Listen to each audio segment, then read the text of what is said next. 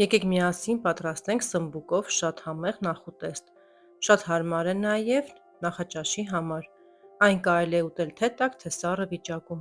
Այստեղ համի գաղտնիքը կայանում է նրանում, որ սմբուկները լցոնելու ենք շատ համեղ միջուկով։ Եթե մեկ անգամ փորձեք այս տարբերակով պատրաստել, վստահ եմ, որ այն կդառնա ձեր սիրելի նախուտեստներից մեկը։ Այստեղ հստակ չափաբաժիններ չկան։ Պատրաստում ենք հյուրերի կամ ընտանիքի անդամների քանակին համապատասխան։ Սմբուկները չենք եղևազրկում, կտրատում ենք շրջանաձև մոտավորապես 1 սմ հաստությամբ։ Մեջտեղի հատվածից այսպես հեռացնում ենք միջուկը։ Եթե չունեք նման գործիք, կարող եք վերցնել դանակ կամ բաժակ։ Ահա տեսեք նաև դանակով ինչքան հեշտ է առանձնանում միջուկը։ Կողքերը մի փոքր հաստ ենք թողնում, որպեսզի եփվելու ընթացքում չփխլվի եւ պահպանվի միջուկը։ Կարող եք նաև այսպես մեկ ու մեկ եղևազրկել, այդպես էլ է ստացվում։ Ես ցույց եմ տալիս հնարավոր տարբերակները, իսկ դուք ընտրում եք ձեր նախընտրելի տարբերակը։ Սմբուկի միջուկը դեն չենք նետում, այլ կտրատում ենք շատ մանր խորանարդաձև, որով էլ պատրաստելու ենք մեր միջուկը։ Մեզ պետք է նաև 1 կամ կես պղպեղ ցանկացած գույնի, որը նույնպես կտրատելու ենք շատ մանր խորանարդաձև։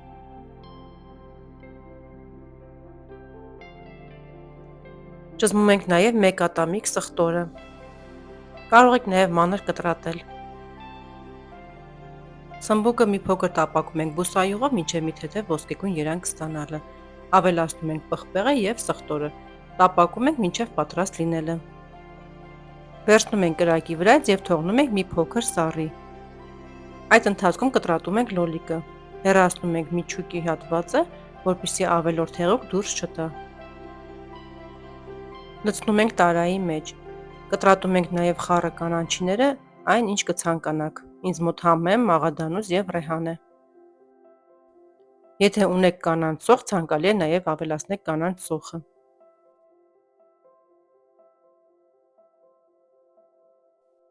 Ավելացնում ենք նաև քեչով անցկացրած պանիրը եւ հավկիթները։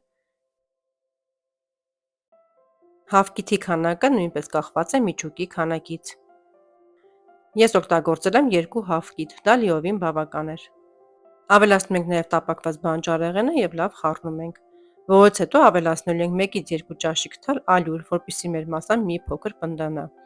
Ավելացնում ենք նաև համեմունքները, աղ, սև եւ կարմիր պղպեղներ։ Լավ խառնում ենք եւ դնում մի կողմ։ Եթե կզգաք մասան շատ ջրիկ է ստացվել, կարող եք մի փոքր ալյուր ավելացնել։ Պետք է այսպիսի թանձրություն ունենա։ Սա անում ենք նրա համար, որպեսզի լցոնելուց հետո սմբուկի միջից չծորա եւ պահպանի իր տեսքը։ Նույն տապակի մեջ տապակում ենք սմբուկները մի կողմից։ Մի թեթև ոսկեգույն դառնալուն պես շրջելու ենք հաջորդ կողմը։ Եվ անմիջապես լցոնելու ենք մեր միջուկը։ Արեք այնպես, ինչպես ցույց եմ տալիս հոլովակում։